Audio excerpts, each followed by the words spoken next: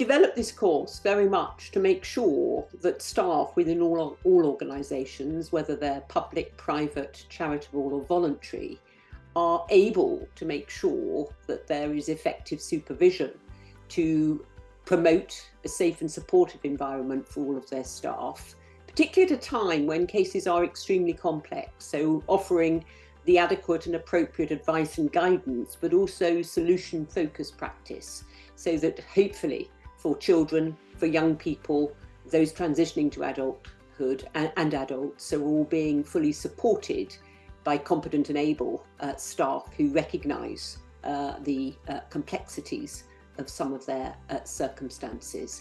The aim around the training is very much to allow delegates and encourage delegates to have a much greater knowledge and confidence around the legal framework. Also very much thinking about exploring all of what are the key and relevant topics, sharing experiences and outcomes in a safe and reflective environment. And I think sadly the recent case involving Lucy Letby, a neonatal nurse convicted of murdering 7 infants and attempting to murder 7 others. Tragic, but real reminder as to why safeguarding supervision is so important. Very much one of the key recommendations already showing itself is that hospital management must give assurance to both patients and staff that any concerns that are raised are not only listened to, but acted upon. And therefore within supervision training, it's very much about arming individuals with that ability to make competent and good referrals.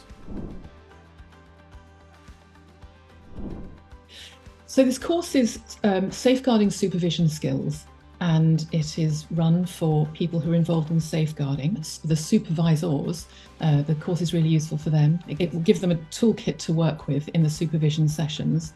And for anybody who is being supervised for the safeguarding in the safeguarding supervision sessions, so that the supervisors and supervisees have a common language.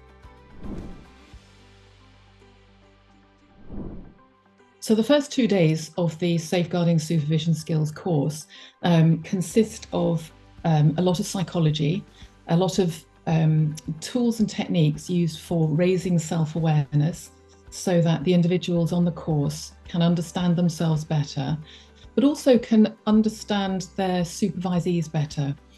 So it's a shortcut to establishing really good relationships and trust, so that the supervision sessions are as productive as possible for the supervisor and the supervisee.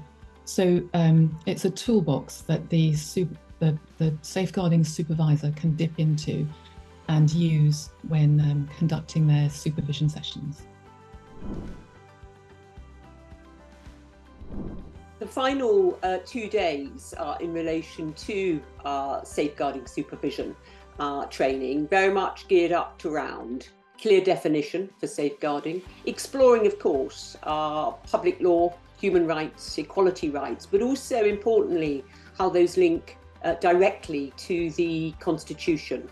More in-depth exploration as well of the key legislation around our children, our young people and our adults.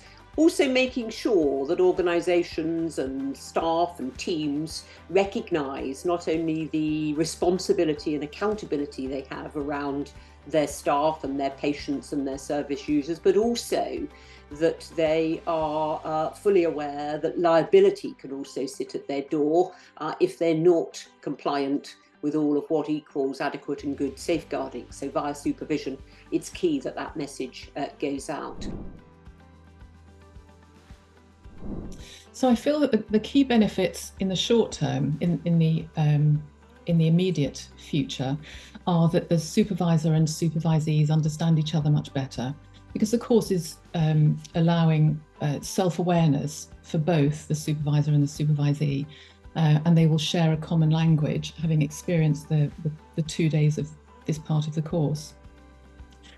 So that they've got a shortcut to building rapport and building their relationship of trust, so that they can work more effectively together. And in the longer term, the tools and techniques that they will be learning on the course and using throughout the course, they can use in all aspects of life. and in all sorts of other situations where they need to build rapport quickly and build relationships.